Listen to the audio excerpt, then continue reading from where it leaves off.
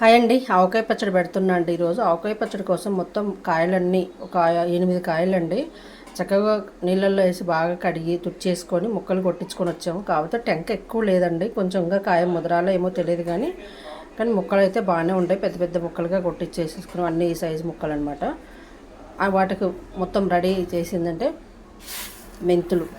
మెంతు పొడి చేసుకొని కానీ కొంచెం వేయించి పెట్టేసుకున్నా, కొన్ని ఏమో మెంతులు అలా కలిపేసుకుంటా, కొన్ని అవి వేసుకుంటా. ఎల్లిపాయలు మూడు తొక్క తీసేసి, అంటే నేను పైన ఒక్క లేయర్ తీస్తానండి, మొత్తం తొక్కలు తీసేసి అలా పెట్టేసుకుంటా. తొక్కలు కట్ చేసుకొని ఎల్లిపాయలు మెంతులు వేయించి పెట్టేసుకుని, ఆవాలు కూడా ఎల్లిపాయలు మనం మెంతులు వేయించుకున్న తర్వాత అదే పెన్నెంలో స్టవ్ కట్టేసి ఆ వేడి మీద కొంచెం లైట్గా ఉంచేసుకొని తీసేస్తాను. ఉప్పు ఒక ప్యాకెట్ పెట్టాను, సరిపోతే చూసుకొని మనం ముక్కలు కొలుచుకున్న తర్వాత దాన్ని బట్టి వేసుకోవచ్చు. కారం కూడా ఆడిచ్చిన కారం అండి, కారం ఉంది ఆడిచ్చిందే, మిరపకాయలతో ఆడించుకున్న కారము. అన్నీ రెడీ చేసి పెట్టుకున్నాను. పల్లి ఆయిల్ అండి, పల్లి ఆయిల్ తెలుసు కదా, నేను ఆడించుకొచ్చుకున్నాను చెప్పాను. గానిగ నూనె అన్నీ రెడీ అయినాయండి. ముక్కలు కొలుచుకొని దాన్ని బట్టి మనము పచ్చడి రెడీ చేసేసుకుందాం. ఇప్పుడు మిగతాదంతా ఎలా పెడుతున్నా ఏంటి అని చెప్పేసి ఫుల్ లెంత్ వీడియో అప్లోడ్ చేస్తాను అండి. ఎవరికైనా ఇంట్రెస్ట్ ఉన్న వాళ్ళు చూడండి. నెక్స్ట్ వీడియో అయితే అదే వస్తుంది.